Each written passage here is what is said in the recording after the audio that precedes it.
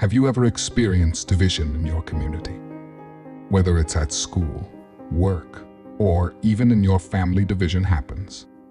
In the Church of Corinth, a city full of diversity and different beliefs, the Christians were struggling with unity. And it's interesting how relevant those issues are to us today. You see, 1 Corinthians was written to remind us of the importance of unity in Christ and the value of love over everything else.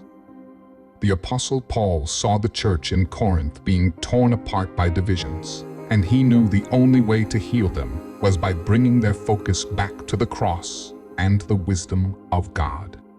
But why suffering in the first place? Why doesn't God just remove it?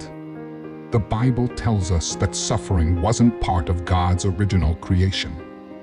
We live in a fallen world where sin has fractured things. Suffering isn't what God intended, but He uses it to shape us, to teach us, and to remind us of our need for Him. And He promises that one day He'll make all things right. Suffering is also a reminder that this life is not the end. One of the most hopeful promises in the Bible is found in Revelation 21:4, where it says that one day He will wipe every tear from their eyes. There will be no more death or mourning or crying or pain. That's what we're moving towards, a world where suffering will no longer exist. But until then, God is with us in our pain. So what do we do with this question? I think the best way to handle it is not to try to give all the answers, because sometimes there aren't easy answers, but to point to Jesus. He didn't give a theoretical solution to suffering. He gave Himself.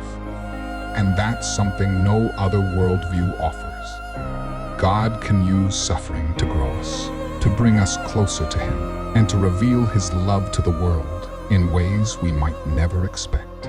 That doesn't mean suffering is easy, but it means we're not alone in it.